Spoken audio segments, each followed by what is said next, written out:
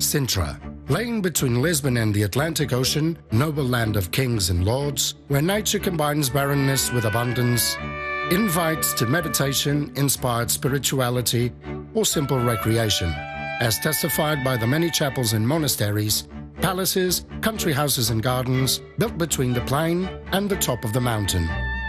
Monserrate is one of those country houses, created in 1540 when a chapel dedicated to Our Lady of Montserrat was built. Originally owned by the All Saints Royal Hospital in Lisbon, Montserrat was then purchased in 1718 by Don Caetano de Melo e Castro, Viceroy of India.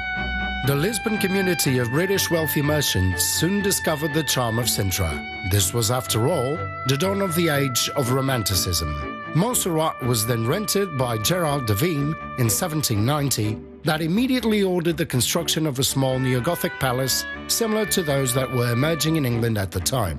3 years later, another Englishman, the celebrated writer and art critic William Beckford, rented the estate and began to explore its natural qualities by making a landscaped garden that appealed to the picturesque, beautiful and sublime sensibilities of the age.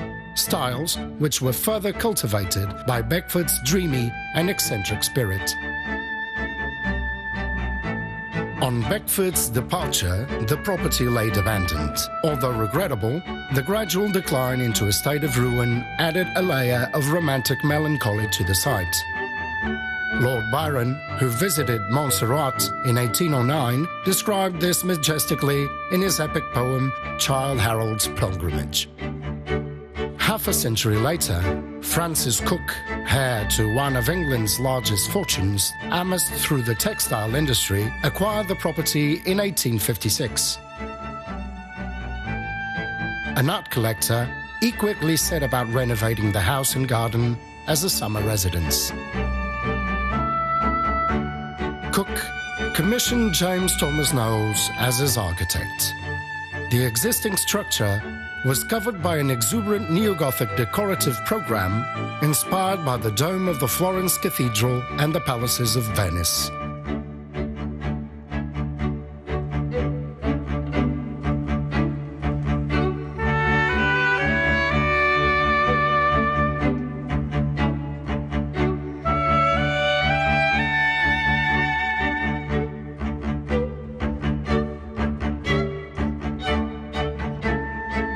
The interior reveals a taste for arabesque design, with the gallery particularly reminiscent of the Alhambra at Granada. Like the Portuguese king, Dom Fernando II, that was building his private palace on the top of Sintra's mountain surrounded with a luxurious park, Francis Cook, already Viscount of Montserrat, orders the creation of a magnificent landscape park by renowned English landscape gardeners. Inside the palace, rich ornamental pieces decorated the various spaces.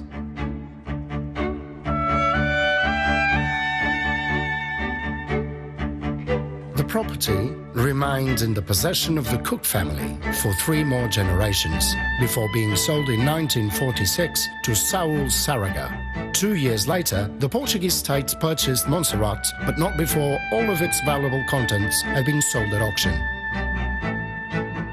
Exposed to the harshness of time and left unoccupied, Montserrat suffered from the effects of gradual degradation.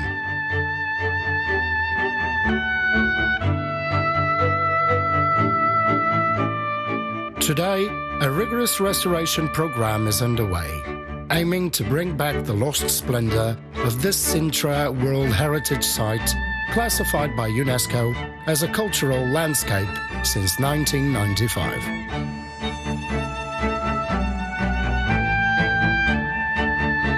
The project Fala Comigo, Talk to Me, aims to make this magnificent place known to a wider public.